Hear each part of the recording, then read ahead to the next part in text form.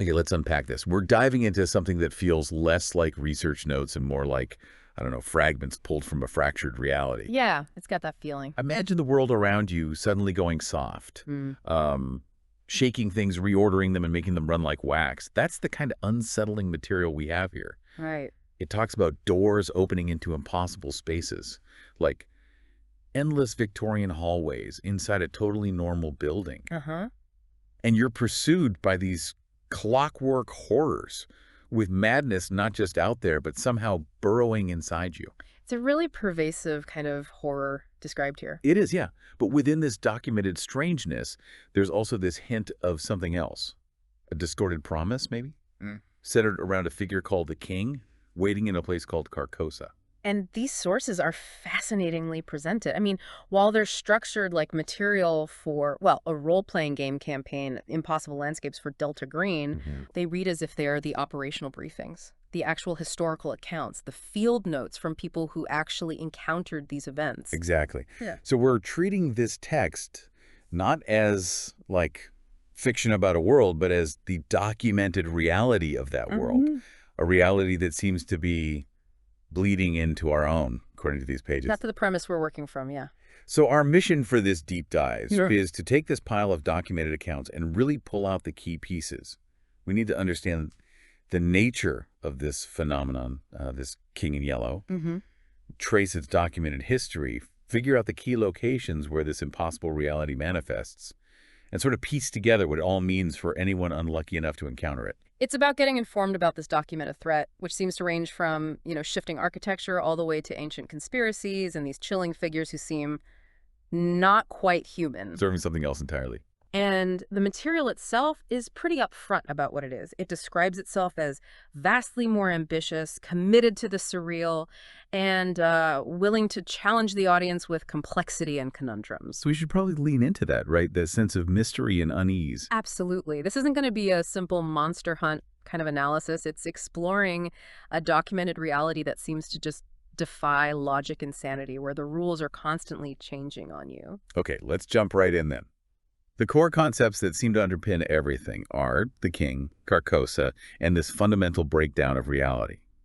Based on the sources, how do we even begin to define the King in Yellow? The documented accounts seem, well, all over the place. Purposefully inconsistent, maybe? They are, yeah. And the source definitely highlights this inconsistency as part of the whole mystery. I mean, some documented accounts describe the king as a physical presence, a figure seen in a porcelain mask or shrouded in golden cloth, somehow made manifest in our reality. But then other accounts suggest it's less a single entity and more abstract, like maybe a specific code or pattern embedded in existence itself, something flagged or revealed by that awful symbol, the yellow sign. The yellow sign, right. Consistently linked to madness and death in these documents. Always. And the text explicitly says the king is all of these things. It is none. It is anything that skirts human understanding. Its influence is documented as affecting minds profoundly. Some are just destroyed by it utterly. Then others? Others are drawn into what's described as a tidal sludge of imagination, where they sort of persist, but as something less than human, something distorted. So the core insight here, I think, is that the king isn't just a monster you fight. No. It's documented as a reality itself. It makes it a threat you can't just, shoot. It changes the rules around you. That's a chilling idea, a force that warps the rules. And where does Carcosa fit into this documented picture? This place the king is supposedly waiting in. Is it an actual physical place? Yeah. Or something else? Again, the sources layer it with ambiguity. Carcosa is mentioned as like a country or a city that features in that play, Le Roi en Jaune. A play, yeah. Sometimes the term Carcosa is used more generally in the documented accounts, simply referring to a state of madness.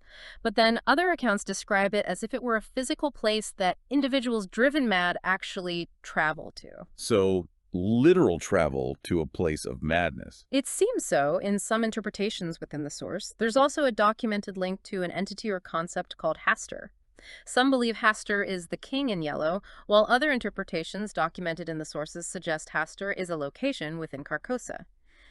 The text says it's well known by those who study the unnatural, implying it's a concept or reality that exists outside normal human perception, but is recognized somehow by those exposed. So it's the source or maybe the ultimate destination of all this weirdness. That's how it's presented, yeah. Okay, so we have the king, this elusive reality warping force, and Carcosa, its equally elusive domain or origin. And the sources mention a space between our documented reality and Carcosa the Night World. What exactly is that? The night world is explicitly documented as an interim state between the reality of Earth and the surreality of Carcosa. An interim state. Yeah, the sources describe it as being impossible and constantly changing. It's not quite our familiar world, but it hasn't fully collapsed into the documented illogic of Carcosa either. It's like a boundary region. Where things start to break down. Exactly. Where the documented strangeness seems to manifest most readily, where the fundamental rules of our documented reality begin to fray and break down, where impossible things become possible, at least temporarily. That sets the stage for the kind of horror we're dealing with here, documented surreal horror. How does the king's influence manifest in these documented realities? The sources talk about it, pulling reality, shaking things, reordering them. What kind of examples do they give? The documented manifestations are unsettling, precisely because they twist the familiar world. We see accounts of, like, strange figures in golden robes visible only in window reflections. Creepy. Or documented bloody footprints appearing to emerge directly from a locked hotel room mirror. From inside the mirror? Apparently. Or a specific chilling example, a voice calling a countdown every night at midnight on the phone, just counting down. These aren't conventional monsters, then. You can't just fight them. No, they're violations of the expected documented order of things. And what's particularly striking is that even while these impossible things are happening, those documented as dealing with the threat still have to engage in the mundane stuff, right? Like filing reports? Exactly. The procedural and administrative scenes of real life maintaining secrecy, doing their jobs.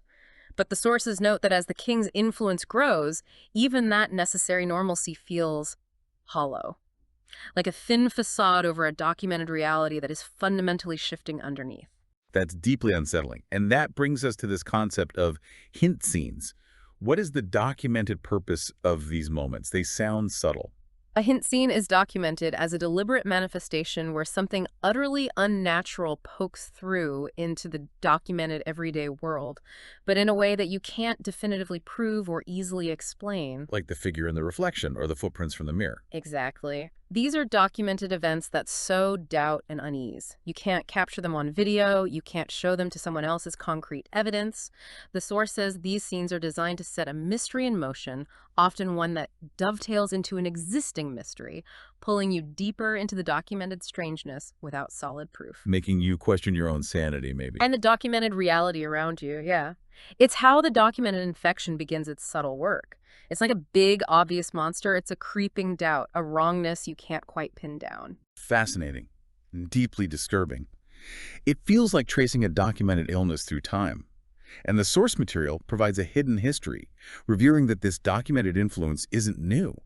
Let's look at that timeline. It seems to stretch back centuries. Absolutely. The documented timeline provided in the sources starts way back in the 15th century with the Chastain family in France.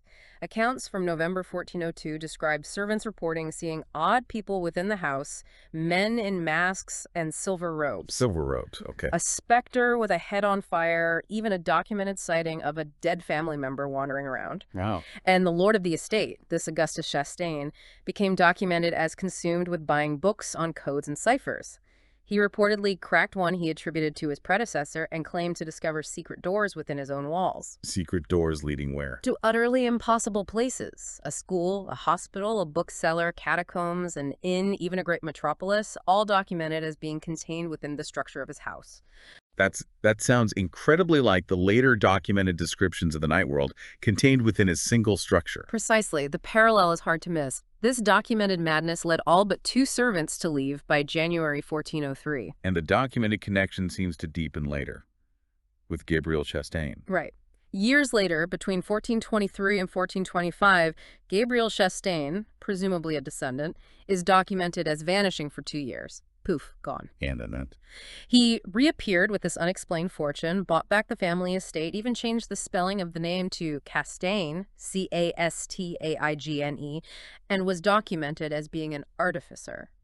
spent vast sums restoring the chateau with this unknown money. And that name Castaigne is significant later. Very. The sources show it reappears much, much later in connection with the documented night world and entities encountered there. It suggests a recurring lineage or connection to this strange documented power across centuries. It's not just isolated incidents. It's presented as a pattern then. A lineage may be touched or infected by this influence. That seems to be the implication, yeah. And other documented historical snippets illustrate how this influence seems to spread. We learn about Lady Triumphi in 1620, who, despite being declared a criminal, reappeared in London making documented predictions from her cards about 70 years of drought, disease, and famine. And did it happen? According to the sources, yes, it then occurred. A few years earlier, 1615, Ahmed I, the Ottoman Sultan, is documented as offering a massive sum for Le Tarot de l'Empereur Jaune, the tarot of the Yellow Emperor. So documented artifacts related to this king were sought after, highly valued across different cultures. Exactly. It wasn't just contained to France. And then we get to a pivotal documented event, the appearance of the play itself, Le Roi Jean, in Paris in 1895. This seems huge. This is documented as a critical point in the spread, definitely. The sources detail the Sûreté, the French police, issuing an alert for Auteur X, in August 1895. They couldn't identify the author. Apparently not. Rehearsals are documented as beginning under the surveillance of the 12e Bureau, French military intelligence. The play opened to documented sold-out crowds on August 23rd, becoming the talk of Paris. But there was a catch. Yes, the venue was small, making it nearly impossible to see the full performance, according to the text. This difficulty in witnessing the play in its entirety, this documented elusiveness of the full experience, seems to be a crucial element of its documented power. It's always incomplete, leaving you wanting more, perhaps, or leaving gaps for the influence to fill. And that elusiveness led to documented efforts to find witnesses later. You mentioned Ian F. de Craig. Right. The sources mention his decade-long newspaper advertisement, 1899 to 1909, seeking witnesses of the full performance in Paris, August 1895, offering a reward. It documents the intense, persistent impact the play had and how difficult it was for anyone to get a complete, documented understanding of it. It really highlights how deeply it affected people and how elusive the documented source material remained. This leads into documented early American encounters. Yeah, there was an attempted TV adaptation in 1952 called The Yellow Phantom. How did that go? Not well. The director, Gary Topchick, was documented as being scapegoated for murders, even though the evidence didn't support it. This allowed NBC and agents who appear to be early Delta Green operatives to basically silence the staff and suppress knowledge of the king's influence. But Delta Green was aware early on, trying to contain it. This incident marks their early documented awareness and attempt to contain the documented threat, yeah. And a crucial artifact appears around this time too, the first documented English translation of the play. Yes, the Red Book. Documented as appearing in America in 1951, the sources are quite specific about its documented effects. Exposure results in unnatural +5%, corruption +2, and sand loss 1d4 +2. So it wasn't just a translation. It was itself a documented vector for the king's influence, a dangerous object. Absolutely, it was active, dangerous. Which brings us to a major documented event for Delta Green, Operation Bristol in 1955. This sounds important. Operation Bristol is documented as revolving around an off-Broadway play, Her Grey Song, which was based on the Red Book. It opened and closed in NYC on the same day, August 30th, 1955. Opened and closed same day. Why? Documented accounts tell of theater-goers and actors going insane or dying under bizarre circumstances, just chaos. Delta Green got involved, and the sources document it as a complete disaster. A disaster. How so? Well, this incident led directly to the creation of the Static Protocol on September 1st, 1955. It was specifically documented as a response mechanism to the threat posed by the King in Yellow. They needed a way to deal with this kind of pervasive, reality-bending threat. And a static team, the first one, was immediately dispatched, according to sources. Yes, the first documented shadow team. But within days, Operation Bristol saw Agent Albert Hale documented as compromised. He killed other agents before the static team eliminated him. Oh, wow. 14 witnesses, 2 actors, and the director were documented as unaccounted for. Vanished. But here's the really unsettling part, according to the sources. What's that? Years later, the actual Delta Green had no records of Operation Bristol. None. Wait, the records disappeared. It's documented as if the event was partially erased from documented history itself. another documented sign of this influence affecting information and reality. The chilling takeaway here is that the king's influence can not only warp perception and reality, but can also erase its own documented history. Makes it incredibly hard to fight, doesn't it? It makes it almost impossible. The documented disappearance of records. That's chilling. Let's fast forward to the first major case study detailed in the sources. The McAllister building, also known as the Night Floors. This operation is documented as taking place in the summer of 1995 in NYC. This section of the material documents agents investigating the disappearance of a painter, Abigail Wright, in an artist's co-op. The building has a documented history. It was formerly the Lundeen House, converted in 1953. Lundeen. Any connection to those? Yes. The previous owner, Henry M. Lundeen, was documented as being found dead in 1952 on the roof staircase, dressed in strange plastic silver robes and a papier-mâché mask. Silver robes and a mask. Like the Chastain servants. Exactly. And the sources later note this outfit matches those seen in a documented strange encounter group photo, linking the building to specific documented manifestations even before the 1995 events. There's history here. And the central documented horror of the Night Floors is how the building itself transforms. Right. The sources document that after night falls, the building and many of its tenants become half absorbed by the night world. Documented reality becomes unstable. Nothing is impossible anymore. The exit to the roof, for instance, is documented as no longer leading outside, but opening into a near-endless expanse of rooms, the night floors. It's just endless rooms, where the roof should be. That's what's documented. And the documented tenants themselves are affected by this transformation. Oh, absolutely. Their documented polite daytime confusion or defensiveness gives way to something else at night. This malevolent grin, a sinister understanding. The sources highlight several key residents whose documented changes illustrate this. Like Thomas Manuel, the painter. Yeah, he'd been missing for months before the documented operation. His connection to family and career stalled. At night, he displays this malevolent grin and seems to possess firsthand knowledge of Abigail Wright's fate. By day, he's just disconnected, seemingly unaware. And there's something about his parents. His parents were documented as being turned away from the building by a man with a suitcase and a large gray dog. Keep that image in mind. Okay. Man with a suitcase, large gray dog. Got it. And a deeply unsettling documented detail about Manuel is his passing strange note in the files. He moved in on the 97th anniversary of the Paris play premiere. Wow, synchronicity again. And his childhood imaginary friends were named J.C. and Abraham, names that hint at later documented encounters with entities in the night world or Carcosa. That link between imaginary friends and later documented entities is incredibly unnerving. It suggests a documented pattern of influence starting really early. What about the other documented residents? Roger Corrin. He's a science fiction author who lived next door to Wright. A bizarre detail is documented about his food. It expired months ago in his fridge but hadn't rotten. Perfectly preserved. Inside the building. Inside the building. But if taken outside, it putrefies instantly. Just collapses into sludge. Witnessing this is documented as causing sand loss and corruption gain. Jeez. At night, he also exhibits that malevolent grin and is documented as listing names of missing or murdered children. Names the sources linked to the child killer Asa Darabondi, active from 1921 to 1950. Asa Darabondi, we heard that name connected to the documented historical timeline and drowning children. It all connects. It seems to weave together, yeah. Then there's Michelle Van Fitz, another author, documented as being defensive, avoids niceties. She possesses a battered copy of the Red Book that strangely always reappears if removed from her apartment. It just comes back. That's what's documented.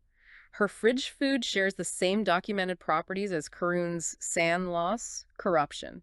And her apartment is documented as containing strange arched mahogany shelves that connect directly to the night floors, hinting at her documented connection to the king's documented knowledge. The shelves are a doorway. Seems like it. Her passing strange note says she was born the same day the building's owner, Art Life, documented buying the building. More documented synchronicity. Okay, this place is just steeped in it. And Louis Post, the illustrator. He's documented as having been fired, disconnected from his agent. His charcoal drawings are described as depicting Asa Darabondi in his drowning room at a place called Hotel Broadalbin. Hotel Broadalbin again. Linking Post directly to Darabondi's documented history. And suggesting the hotel as a key documented location associated with Darabondi's heinous acts. What's more, the sources note that city records indicate no such hotel exists in NYC. It doesn't exist. So finding its documented location is part of the puzzle. Exactly. Clues are often found in documented books or through interaction with Night World residents. It's another documented impossible location. So the Hotel Broad Albin, documented site of horrific crimes, exists outside the documented reality of NYC records. Wow. Beyond the tenants, what documented clues might agents find in Abigail Wright's apartment, assuming they get in? If her apartment is searched, several crucial items are documented. A tiny microphone found under the rug wired to Manuel's apartment. So he was recording her. Documented as such, yeah. An FBI evidence box containing Polaroid snaps of Wright's apartment wall, indicating it might have been a documented site of significance, maybe a shrine she created. A shrine to what? Or who? That's the question. Most chillingly, there's letterhead with strange writing, documented as repeating a pattern every 28 lines, incorporating Arabic text and lines from Lewis Carroll's Jabberwocky. Jabberwocky, that's bizarre. It is. And this writing is consistently dated from August 30th, 1895, the date of Operation Bristol and the NY play opening, and the handwriting is documented as being identical across over 1,000 pages, despite the different documented dates. Identical handwriting across centuries, dated the same day. That's profoundly unnatural. It strongly points to the scribe machine, a documented artifact we'll discuss later. It suggests it's somehow involved in generating these documents across time and space. Okay, the scribe machine. We'll come back to that. What else?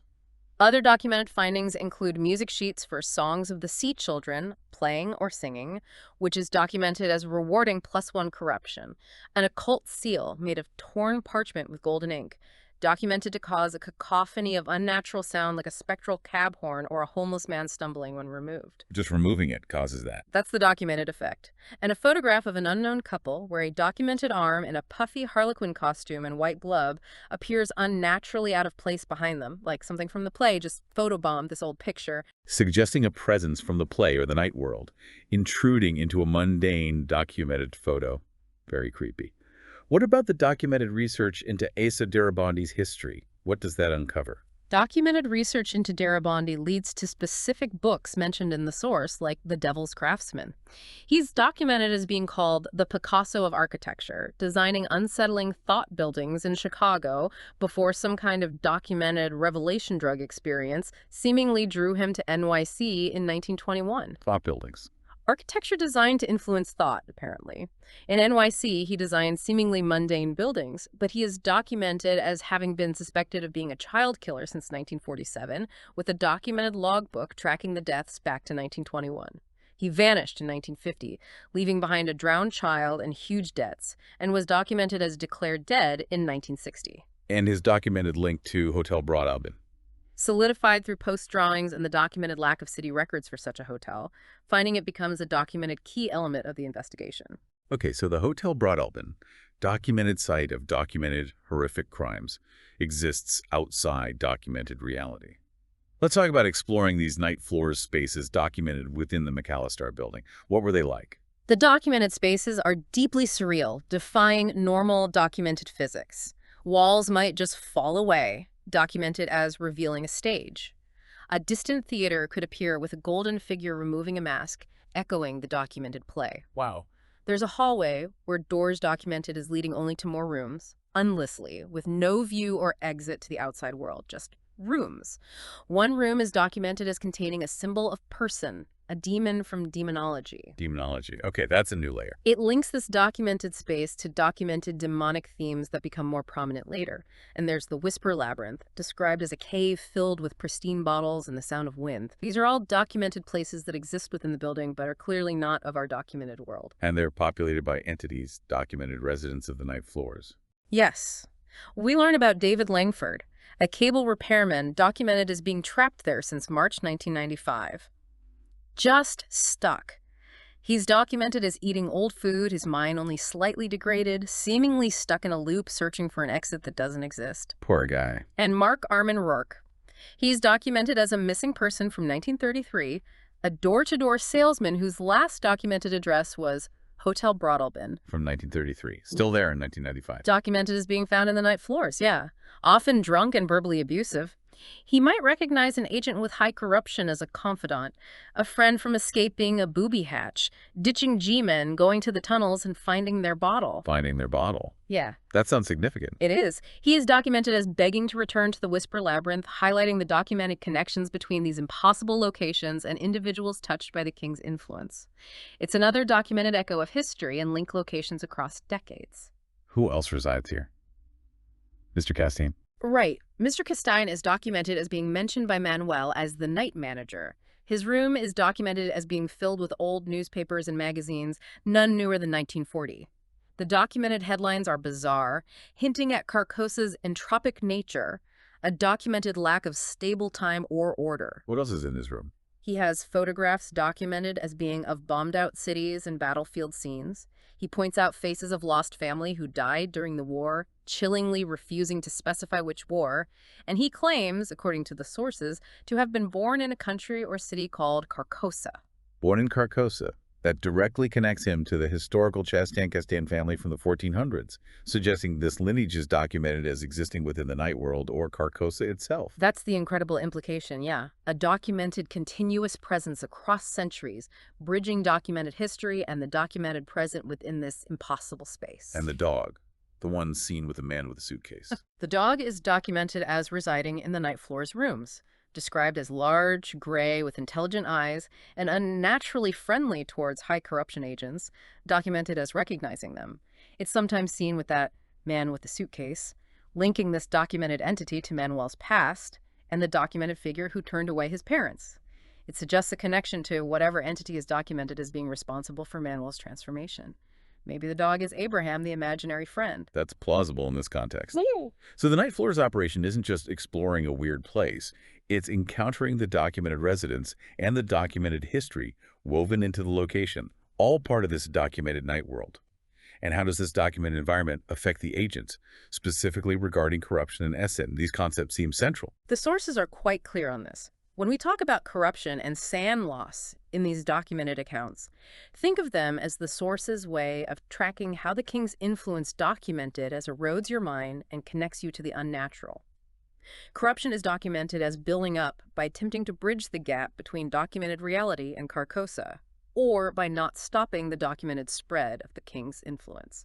So inaction leads to corruption.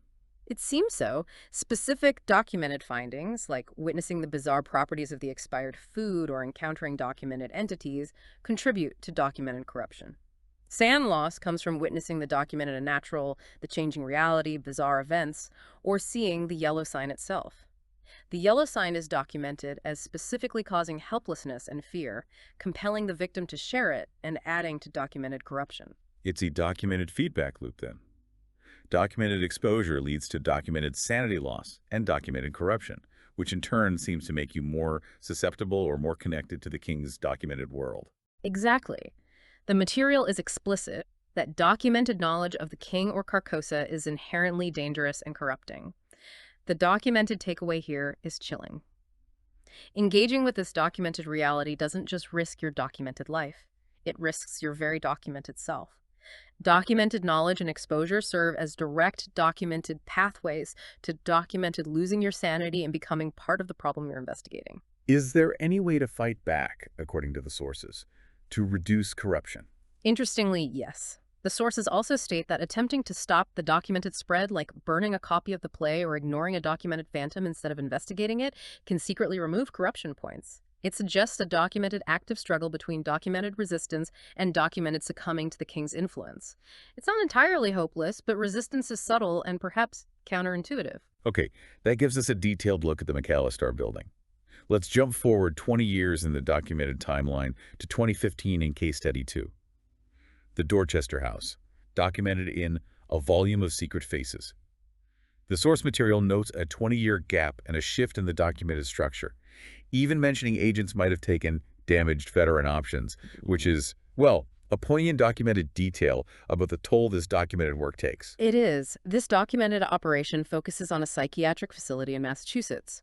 The sources explain that the facility was documented as being infected by the king's influence through a documented infected patient who exposed staff. Dr. Dallin, the director, is documented as attempting to isolate the initial patient, but documented staff interactions spread the documented infection throughout the facility anyway. So the whole place is compromised. Pretty much. And to make documented matters worse, the Delta Green agents documented as being sent to investigate a specific figure, Dr. Elias Barbas, were themselves documented as being captured and secured within the documented Night World version of the facility. The actual Delta Green is documented as knowing nothing of this documented situation. They're cut off. And Dr. Elias Barbas, documented as also known as Agent Exeter and potentially the demon Marbas, is central to this documented scenario. Yes. He's documented as a former state police officer and forensic examiner whose documented mental deterioration was caused by documented king exposure. Under the king's documented sway, he's described as having orchestrated the arrival of the player's agents, perhaps via documented invitations. An intriguing documented detail is the anagram of his name, Arsenal Base, and the mention of his documented demon name, Marbas, sourced from the documented Ars Goetia list. Ars Goetia. The demonology connection is explicit here.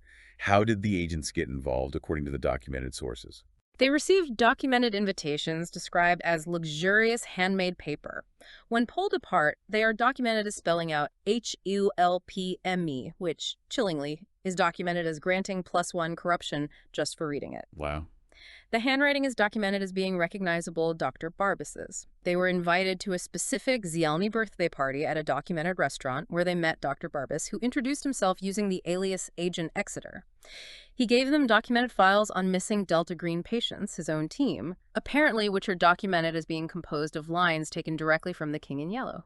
Using the play itself as mission files. And he gave them a strange documented device, too. A bulky satellite phone, yeah. Documented as originating from a company called Seer Inc., marked with a Pegasus logo and featuring 13 keys. Its documented function is bizarre. You state a request for resources, the phone instantly replies, "It is done," and hangs up. And the resources appear. Items requested are documented as being delivered within a day or two by strange silhouettes. These figures are documented as wearing red and gold uniforms with a bizarre gait, their feet documented as dangling a few centimeters off the ground, like puppets. Seeing these figures is documented as causing sand loss and grants +1 corruption, and they are documented as being impossible to catch or interact with further. Very creepy documented deliveries. Yeah. What about Dr. Barbas's documented residence? It's documented as an uneven, rust-red bungalow in Medford, Massachusetts, always locked, no electric lights at night, and a persistent documented smell of oil inside. There's a particularly unsettling documented detail about an abandoned back room containing a tiny red door. How tiny? Documented as being only 0.6 meters tall and 0.5 meters wide, like dollhouse size. Opening this door is documented as granting +1 corruption and sand loss, as it leads to the bookshop, a documented Night World location glimpsed in the McAllister building, though you can't enter from here. Only watch and listen to the documented strangeness within. So this tiny red door, a feature of the documented night floors in the McAllister building, reappears here, explicitly linking these documented locations across time and documented space. It absolutely does. And in Barbas's documented house, the sources document finding the scribe machine. Ah, the machine that might have made the weird letterhead. That's the one. It's described as a complex brass clockwork apparatus with tubes. It's documented as spontaneously creating the invitations and knowing the agents' names without prior documented contact. The chilling documented realization for the agents is that everything documented as touched by the king, including these invitations, the letterhead, maybe even reality itself, might be printed or generated by this machine. A documented sand loss realization upon comprehending its function. A documented printing press for documented reality itself. Okay. Now let's look inside Dorchester House, both by day and night, based on the documented sources. What's it like by day? By day, the facility is documented as a reinforced psychiatric hospital. Card key locks, non-flammable materials, detectors, sprinklers, described as looking surprisingly like a grade school despite documented renovations. It has documented rules like voluntary chemical restraint and supervised internet access. This documented facade of medical normalcy makes the documented transformation at night even more jarring. And who are the key documented residents and staff here beyond Barbas? Dr. Dallin. Dr. Richard Dallin is documented as the director, age 62. The sources note that if agents encountered his documented form in the McAllister night floors, he doesn't remember it in the documented daytime reality of Dorchester House.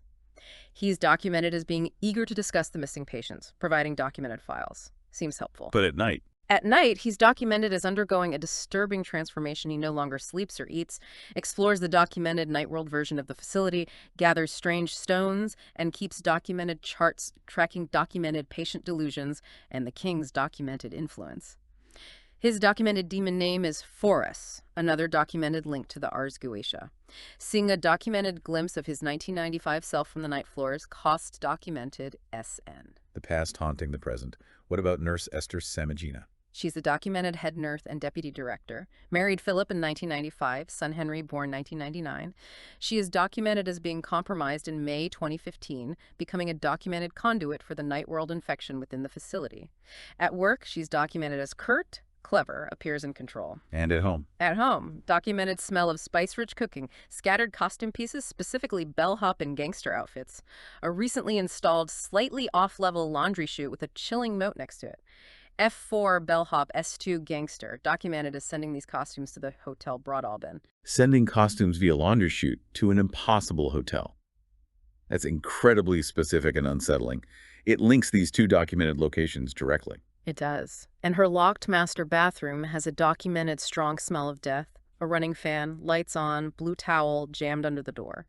The documented bathtub contains Philip Samogina's documented body dissolved in chemicals. Discovering this is documented as granting +1 corruption. Oh my. Disturbing documented audio recordings capture conversations between father and son, discussions about the play, masks, killing, and Henry saying, "Mom showed me the masks today," along with documented chanting. So the son killed the father under her influence. That's the documented implication.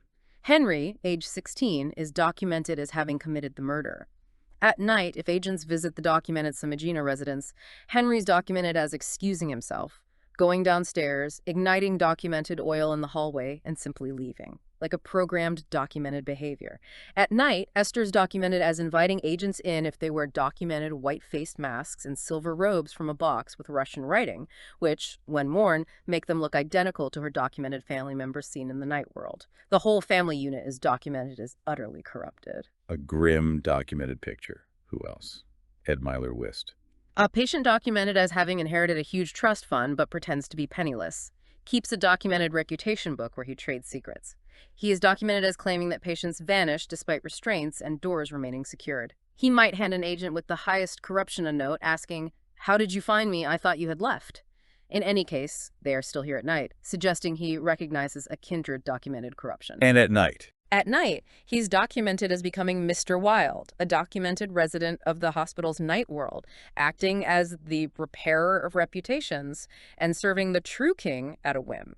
His documented demon name is Gisant. Mr. Wilde, repair of reputations, echoes of Chambers' original stories. And the documented demon names attached to these documented individuals form a consistent and striking documented pattern. Timothy Bale. Another patient, documented as loud, large, proud, wears only hospital pajamas, constantly sketching geometric shapes and the yellow sign. He claims to be Baal, a documented demon from the Ars Goetia and the documented creator of classical demonology. He thinks he's a demon. He claims it, yeah. He is documented as having marked certain individuals with symbols identifying them by their documented demon names. Himself, Baal, Barbeth Marvis, Dallin Forus, Wist Gisam, and Samogina Citri. Though the source index lists Ophelia Citri as Citri, Bale's claim documented here links Samogina to that name. He's documented as an expert on the play, can write it or the yellow sign from memory. He expresses documented hatred for a doctor friend.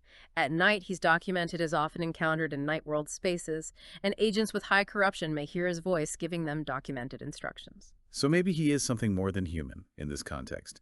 John Palett. Patient, documented as artificially jovial, claims he can bring the dead back to life using electronics. Possesses an uncanny documented ability to detect concealed electronics. His documented demon name is Botus. And Ophelia Citri, she's connected to a missing agent. Yes, documented as Agent Michael Whitwer's fiancée, one of the missing agents Barbus gave files on. Her life is documented as having descended into a nightmare after Whitwer's documented disappearance, DEA inquiries, local news attention. She started seeing and hearing documented messages everywhere, keeping a reputation book like Whist, seeing yellow sign documented messages, posting a photo of the documented yellow sign on Facebook, documented digging under her house. A brass cherub artifact in her house is documented as awakening and patrolling the property. Her documented demon name is Citri. Documented research into her name reveals the demonology link +1 corruption. Her documented hobbies, like collecting keys or dolls, only make sense if the yellow sign is documented as seen, suggesting her entire life has been recontextualized by this documented influence. She's trapped in its web. It's a documented network of individuals, all touched by the king's documented influence, many explicitly linked to this documented demonology. And the facility's transformation at night is total and documented. Yes. The Dorchester House by Night section describes this documented change. At documented sundown, around 7:1 p.m., the facility becomes part of the documented night world. Agents documented as being inside are captured. Captured? How? They become documented patients, losing their gear, wearing facility clothing or pajamas. Their investigation is documented as becoming perceived delusions spun by damaged minds. They are documented as trapped within this warped reality, and the documented realization of this trap costs documented SAN. The building documented as fills with secret new things, hidden rooms, doors, extra passages, bizarre alarms, bars, mesh, unexplained photos and masks, new floors. These documented changes are described as being subtle at first, but accruing over documented time. It creeps up on you. Let's detail some of the documented night world encounters within Dorchester House. The stage, the dragon, and the clown seem like a particularly disturbing documented scene. This encounter is documented as taking place in a theater space that appears within the night world version of the facility. Music starts, lights dim, a stage is documented as being revealed. A documented clown with a horrifying smile, exposing geometric teeth and black slit eyes, dances on the stage. It lifts a paper dragon that draws documented patterns in a red mist creeping from the audience area. Geometric teeth. Okay. Bail is documented as whispering instructions to watch the dance and wait, as the clown has something needed. When the music stops and the lights go out, the clown vanishes. Agents documented as pursuing the clown through impossible, documented spaces can gain documented revelation about the king, but risk documented touch from the entity. What happens if it touches you? Documented suppurating wounds weakening patsu, that weird healing hallucinogenic liquid, and permanently grants +2 corruption. Knowledge comes at a steep physical price. That sounds incredibly surreal and dangerous knowledge at the documented cost of permanent corruption and physical decay. What about the missing room, room 616? This is a critical documented location within the Night World facility. Clues to its whereabouts are documented as being found in Barbas's documented house, linked to a marked phone or a cheat sheet. Agents with documented corruption 2 or higher looking for room 616 in a Boxer hotel and failing a SAN roll are documented as instead returning to a previously empty hallway within Dorchester House where they find the room. So looking for it elsewhere leads you back here. Seems like it. Agents using the documented satellite phone and dialing 616 are also documented as finding the room, gaining +1 corruption and SAN loss. The room itself looks documented as normal, but is a duplicate. Documented as containing Agent Whitmer's team, the missing Delta Green agents, now captured, secured, and documented as patients. They're trapped in there. And what was documented inside room 616? Clues. Documented clues include a Bible documented as being transformed into an intelligence report. A marked-up dossier bureau file is documented as being found, which has the strange property of altering its text to phrases from the file if touched by a lamp. The text changes. Yes, and this documented effect then spreads to alter the text on other items nearby, like documented watches, a chilling documented example of the king's influence directly warping documented information and objects. There's a box documented to appear and vanish containing photos of Wright's shrine wall from the McAllister building, explicitly linking these documented operations across time. The shrine photos again? A bathroom door is documented as creaking shut, with a blurry man in a two-tone suit carrying the box documented as vanishing inside. Higher corruption levels trigger specific documented events within this room. Like what?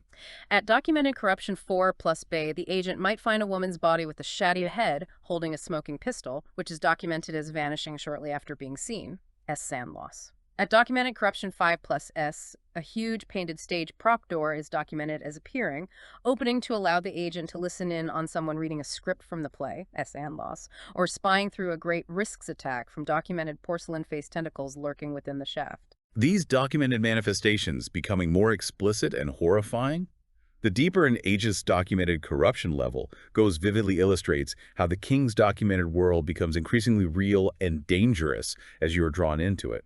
And the demonology links are documented as being prominent throughout this operation. Yes, the Ursquisha names are repeatedly linked to these documented individuals, suggesting they are either documented demons taking human form or humans who have been documented as utterly subsumed by a specific demonic aspect under the king's influence. The source lists numerous specific demons and their documented human forms and functions, painting a documented picture of a corrupted hierarchy. Can you give some examples? Sure. Ronald Amon Lewis as Amon, documented to grant knowledge of where enemies are. Ellen Martinez as Agares, granting knowledge of languages. Maria J. Page as Bathan, documented to transport people or bodies. Jesse Billett as Belith, documented to cause love or rage. Charles K. Werner as Berith, documented to know past and future. Angel Bifron as Bifrons, granting knowledge of stars, stones, herbs, and documented to bring bodies. It goes on. Whole documented pantheon of corrupted individuals or entities, each offering a different documented connection to the documented unnatural world. Pretty much. And the sources explicitly state that using these documented powers later attracts the king's documented attention, and often adds to documented corruption, indicating that documented power gained from this connection comes at a terrible, escalating documented cost. It's not free power, it's a deepening entanglement. It's like a whole documented pantheon of corrupted individuals or entities, each offering a different documented connection to the documented unnatural world, a documented perversion of normal human functions and knowledge. So we've covered the McAllister Building and Dorchester House in depth. It's clear from these documented accounts that these events aren't isolated incidents, but documented steps on a force path. This section is titled The March to Carcosa, like a map made of skin, suggesting the very world becomes part of this documented journey. That's exactly it. The sources state that eventually, the documented world outside these contained facilities also begins to visibly alter, documented as becoming a map that guides or forces individuals towards the king and Carcosa. The text says, all of reality alters around the agents, forcing them onto the one true path. How does that manifest? It provides documented examples of this terrifying collapse of normal reality. An agent might be documented as being arrested, put in a windowless van, only to hear someone talking near a highway, fall unconscious, and wake up zip-tied and hauled into an ambulance, which turns out to be a fake station and a fake arrest. The documented world itself seems to conspire to guide them. So resistance is futile, according to documented accounts. The sources explicitly state that resisting this documented path only brings more documented indications and intensifies the king's documented influence. The documented world collapses in on itself around the individual, becoming more intensely focused on guiding them. What are some specific examples of these indications? We see specific documented examples. A clockwork child delivery documented as arriving with an invitation or a note, possibly Abigail Wright's note. A closet documented as being filled with Hotel Broadalbin letterhead, all covered in strange notes.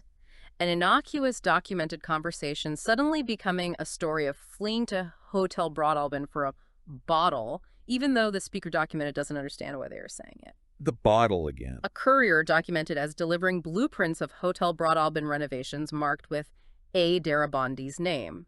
Phone calls documented as automatically making reservations at the hotel or inviting agents to the masquerade, with attempts to trace the calls failing, the number turning out to be the agent's childhood home phone number. Oh, that's personal. Yeah. And terrifying. Every documented person, place, and item seems to become tainted by the king's documented influence, twisting to point towards the documented destination. It's a documented, personalized collapse of reality where your own past and connections are used against you. And what about Delta Green's documented reaction during this phase of the march?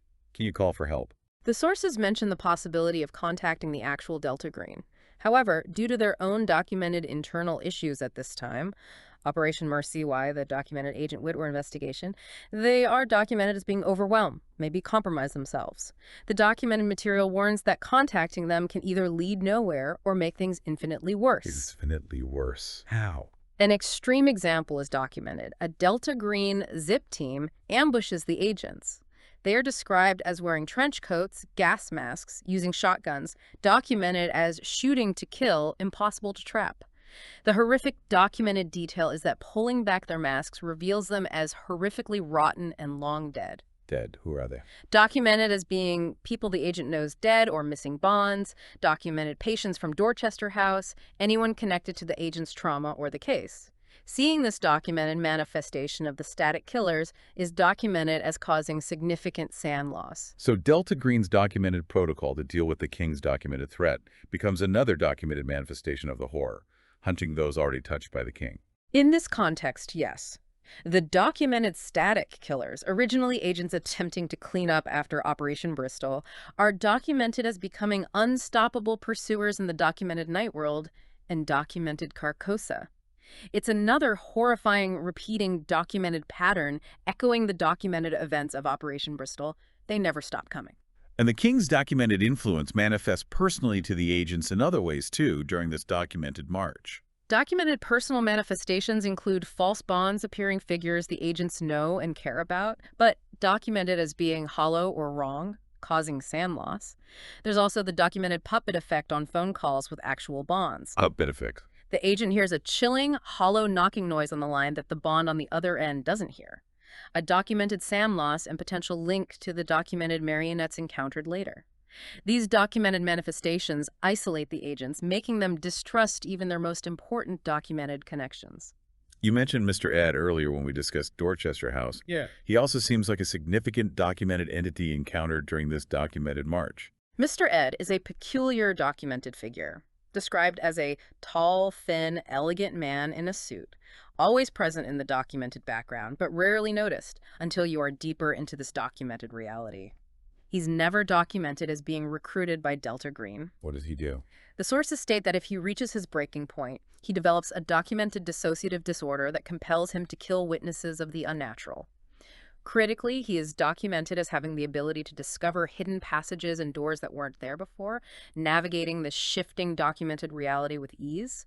Others documented as following him gain +1 corruption but are hindered, suggesting his path is dangerous or meant for him alone. He thinks of Dorchester House and its documented connections simply as the hospital, and is documented as being untroubled by the documented strangeness around him. He seems to have documented access to all of the night world. He's adapted. So he's less a victim and more an active participant, or perhaps even a conduit, documented as navigating this warped reality with disturbing ease. He seems documented as being adapted to it, perhaps even in service to it, whether consciously or unconsciously. Other documented entities mentioned as being encountered later in the documented war zone or palace areas of Carcosa include the lion, A lion. described as a mechanical monstrosity, documented as impossible to trap or kill conventionally, returning to documented Carcosa when unobserved, and documented as immune to fire. And night flyers, documented as having unnatural biology and ever-shifting documented damage patterns, causing SAN loss simply by encountering them. These documented entities are the documented inhabitants of the deeper documented realities. This relentless documented march leads us to the documented destination that the world forces agents towards. Hotel Broadalbin. The sources explicitly call it the doorway. Agents are documented as inevitably arriving here, whether through documented pursuit following documented clues like Darabondi's drawings, or simply the documented world forcing them there through warped reality. The hotel's documented nature is described. It loops in strange, documented ways. Its documented residents plot and seek the basements, the Whisper Labyrinth, but rarely find what they're truly looking for. And finding your bottle there. Finding your bottle there is documented as finding your ultimate answer, the mystery that lies at the heart of you, a documented truth about yourself. But the secrets found within these bottles are documented as being terrible. Truth doesn't set you free here. What's the documented hotel itself like? The lobby. The lobby is documented as being 2 floors tall, with battered furniture, fireplaces, a mahogany desk with batwing doors behind it, a wrought iron elevator cage, and threadbare burgundy stairs.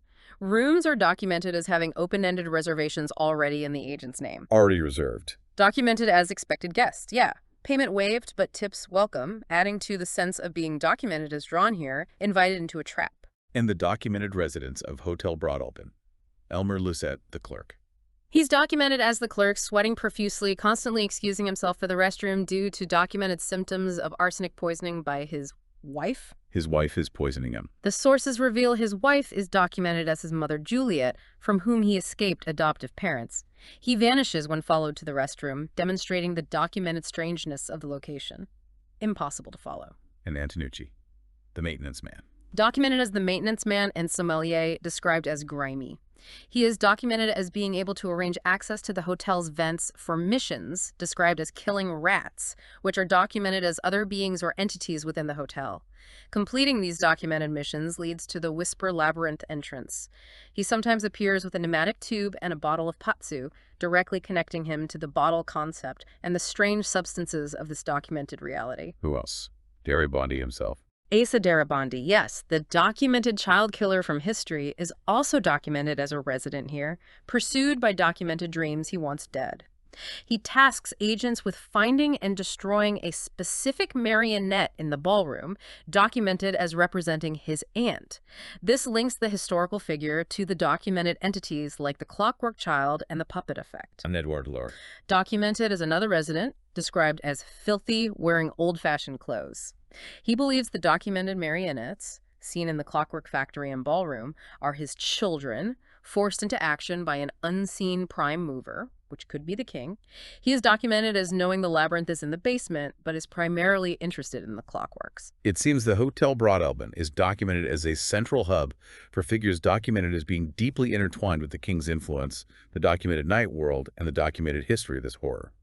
And there are documented paths to the Whisper Labyrinth basement, specific tasks. Yes, the source details specific documented tasks that provide access. Cleaning house, clearing room 830, a documented room that eats people, kill my dreams, destroying Darabandi's documented marionette, or completing the missions in the vents for Antonucci. These are the documented ways to gain access to the secrets held within the labyrinth. And what is the Whisper Labyrinth itself documented as being like? It's described as a seemingly endless network of stone tunnels filled with pristine bottles, each documented as containing a name and a secret. The core documented challenge here is finding your own bottle, a task dependent on your documented corruption level. So corruption guides you to your own secret. Suggests that, yeah. What happens when you find your documented bottle and open it is documented as causing sand loss. There's a documented chance of regaining sand back, but only if you had 0 SN initially, and it comes with a permanent corruption floor of 5, meaning you can never reduce your documented connection to the king below a certain point. You're marked permanently. And if you hit 0 SN, here. The ultimate documented fate for hitting 0 SN here is vanishing and becoming handler property. Potentially to be documented, seen again later in Carcosa, perhaps as a static killer or another entity. Other documented results of searching the labyrinth include encountering documented manifestations, finding the bottle of someone you know, like a bond, or finding your own documented bottle. The idea that finding the mystery that lies at the heart of you is documented as being terrible is a powerful, tragic concept. It fits the documented themes of corrupting knowledge. This journey through the documented night world in Hotel Broadalbin seems to have only one ultimate destination, according to the sources. That destination, documented in the material, is Carcosa itself, chillingly subtitled The End of the World of the End. Entering the staircase, documented as being beyond the author's bottle in the labyrinth or other documented paths, means moving beyond documented Earth, beyond the documented night world veil, into Carcosa. Few documented accounts speak of reaching here. Those who do are documented as being special, marked, and invited. Invited to the end of the world, and there's no easy way back. No documented way back except through the masquerade, implying the only exit is through a specific, dangerous documented event. You're committed. How does Carcosa affect time and documented sanity based on these documented accounts? Time flow in Carcosa is documented as being inconsistent, dependent on the individual's documented state. It can be documented as slowed by insular or decadent acts, sped up by violence, fear, excited emotions. High documented corruption means more dramatic documented shifting of time and reality. Sand loss happens normally, but documented temporary insanity or mental disorders documented as gained there do not manifest until the individual documented returns to Earth. So the damage is delayed. Until you return to a more stable, documented reality, yeah. Reaching 0 SN in Carcosa means becoming handler property, documented as happening in the labyrinth, too. The documented rule seems to be, the deeper you are, the less your mind can process the damage until you resurface. What documented locations are found within Carcosa itself? The sources list several documented areas: Skeleton City, the Cloud Waves of Hali, Secret City, the War Zone, the Clockwork Factory, the Gallery of Shades, the Palace, and the Masquerade. Give us a taste. The war zone. Documented repeating machine gun chatter, dangerous documented encounters. One example describes a destroyed apartment with men in red uniforms around a sandbagged machine gun nest, one of them documented as still breathing despite the devastation. Endless, senseless conflict. The Clockwork Factory. Documented as filled with machines, candles, piles of grouped machine parts, bronze, cogs, hinges. Contains a well, an oversized yellow X symbol, and a bell. Ringing the bell when a box is on the X is documented as lowering a marionette into the well, linking this location to the marionette motif again, building the puppets, maybe. And the Gallery of Shades. Artworks, carvings, paintings, sculptures documented as depicting Carcosa life, impossible scenes, peculiar malformations.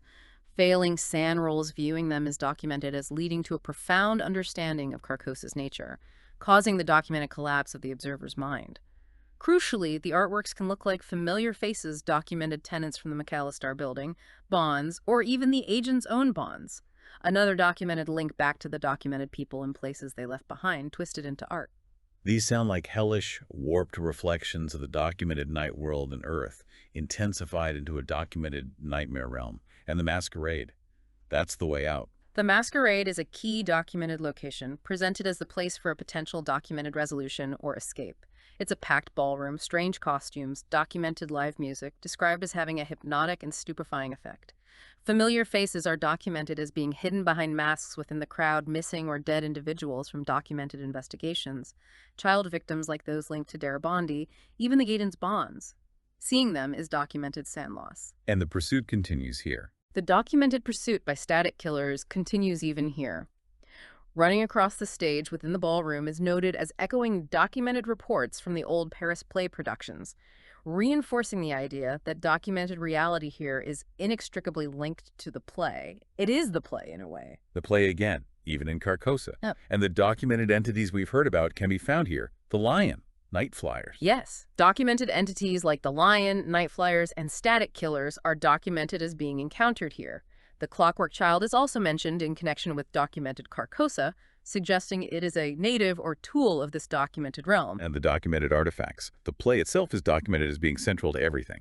The King in Yellow, the play, is documented as being inextricably bound to the king, documented as existing in many languages and places simultaneously. Reading it and failing a sand roll is documented as opening the victim to the king's influence. All documented as affected by the play are documented as eventually meeting the king or his documented servants. The Red Book is documented as the first widely available English translation from 1951, with its specific documented corrupting effects. In the yellow cyan, the king's symbol. Documented as the king's primary symbol, described in various documented forms as a sigil, an eye, a branch, a dragon. Seeing it is documented as bringing helplessness, fear, insanity, consistently costing documented sand, gaining documented corruption, and compelling the viewer to share it or expose others to it. It's a documented vector for the king's spread, self-replicating almost. Other artifacts. The Coquelicot's mask. Patsu. The Coquelicot's mask, a carved ivory half mask from late 19th century Paris, documented as being seen on documented phantom figures, grants the documented illusion of supernatural horror may be contributing to those hint scenes.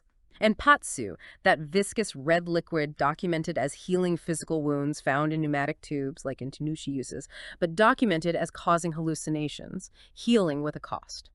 So we have the documented history, the impossible documented places, the documented entities, the documented artifacts, all documented as converging on Carcosa. Given the documented grimness of the journey, what does the source material say about how this documented journey ends for an agent? It doesn't sound like many good options. The source is explicit. There are only 3 documented ways the journey ends for an agent who reaches Carcosa: escape, revelation, or consumption. Okay, escape. Documented as finding a method to escape the masquerade. Even if successful, the agent is documented as likely being transformed, and never for the better, implying the escape comes at a documented permanent cost to their documented self. You don't get out clean. Transformation, not salvation. That documented outcome fits the documented themes of corrupting influence. What's revelation? Documented as coming to a final cosmic solution to their documented existence within this reality. This is documented as happening by opening their documented soul bottle in the Whisper Labyrinth, encountering the documented king directly, or having their documented sand drop to 0 in documented Carcosa. It's Understanding, but an understanding that breaks you or changes you fundamentally. And consumption. Documented as the King in Yellow appearing as a horrific specter, documented as increasing in scale until it looms over the agent, who is then simply consumed by this documented power. Game over, in the bleakest way. And there's a documented deadline or point of no return at the masquerade if you stay too long. Yes, staying longer than 1 hour of gameplay within the masquerade is documented as meaning the agents become part of the play forever. They are documented as seeing the universe as it is, without the veil of documented reality. The stranger figure documented in the masquerade unmasks as the documented king. Smiling attendants rush them to new positions within the documented performance, and a documented anarchist's bomb, mentioned elsewhere as a documented historical detail, fails to disrupt the documented performance. You become a character in the eternal, repeating play. And the source gives one specific, chilling, documented end scenario, finding Dr. Friend. Yes, one possible documented end describes an agent entering the documented Night World version of Dorchester House, finding a figure known as Dr. Friend, documented as taking off a mask, removing a ball gag, and dictating lines from the King in Yellow to the Doctor. This agent is then documented as being forever lost in that documented space, a permanent fixture in the documented warped reality of the psychiatric facility, a very specific, documented, and terrifying final state of servitude. This entire documented reality presented in these sources is deeply unsettling, a persistent infection across documented time and space. Let's try to synthesize the documented horror and conspiracy documented throughout. How does it spread? The documented spread is key, documented as being facilitated through the play itself, the yellow sign, and documented infected people, many of whom are documented as knowingly or unknowingly serving the king's purpose.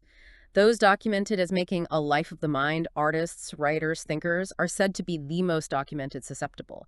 Those documented as being in the king's service are documented as creating copies of the play, costumes, props, often without documented understanding that they are serving this terrifying power. It's insidious. And the documented repeating patterns are striking throughout the timeline and locations we've explored, the cycles. From the documented Chastain history, echoing through documented figures like Mr. Chastain and the documented nature of the night world, to Hotel Broad Albin residents, documented as being trapped in documented loops like Robert in the bookshop, and Operation Bristol documented as horrifyingly echoing the original Paris premiere and creating the documented static pursuit. The cyclical nature, the documented inescapable return of this influence, is a core documented element of the horror. It feels like a documented trap you are drawn into, a pattern repeating across documented generations. And seeking documented knowledge about it seems inherently dangerous. Documented as leading to documented ruin, blurring the lines between delusion and reality. Absolutely. The source material consistently documents how seeking knowledge of the king or Carcosa leads directly to documented corruption and sand loss. The nature of documented delusion versus documented reality is blurred, perhaps most starkly, with the agents themselves documented as becoming patients within the documented Night World version of Dorchester House. It forces a fundamental documented question. What is documented reality when your own perception is documented as compromised by the very thing you're trying to understand? And what is the documented role of the agents in all this? They aren't just investigating, they're being pulled in, documented as being part of the pattern. The source documents them as being drawn into this documented reality, unable to pull away. Their path documented as being a necessary descent. They need to go deeper into Carcosa and through it to escape. They are explicitly documented as being marked and invited into this documented nightmare. Their journey is documented not simply as a choice, but as a compulsion, a documented forced march towards the documented king's domain. The documented implication is that their own documented vulnerabilities, perhaps the mystery that lies at the heart of you, documented in the bottles, is what makes them susceptible and draws them in. The king finds the cracks. It's a grim documented picture of a documented reality under documented assault, starting perhaps from a tiny crack centuries ago and slowly expanding. It documented suggests that the world we perceive as solid and real is documented as merely a thin veneer, and behind it lies this documented, impossible, and fundamentally corrupting power, actively documented as pulling specific individuals into its orbit, using their documented weaknesses against them. Well, that was a deep and frankly deeply unsettling dive into the documented reality presented in these sources, the world of the King in Yellow and Impossible landscapes. We've navigated this strange documented history, mapped out impossible documented locations like the McAllister Building in Dorchester House, encountered chilling documented entities, and traced the documented path through Hotel Broad Alban to the terrifying documented reaches of Carcosa. This source material paints a stark, documented picture. A documented world where reality is documented as fragile, where knowledge of the King in Yellow is documented as a dangerous, corrupting force. The documented fates presented escape, revelation, or consumption offer little comfort or hope of a clean break from this documented horror. It leaves you with a profound thought, doesn't it? And that documented concept of the mystery that lies at the heart of you, documented as being found in the bottles in the Whisper Labyrinth. Does seeking that documented truth about yourself lead to salvation, or is it just another, perhaps more personal form of documented consumption by this power? A final, documented trap that uses your documented inner self against you. What's waiting in your bottle? Something to mull over long after this deep dive into the documented impossible is done. Thank you for joining us on this exploration. Always a documented, revealing experience. Yeah.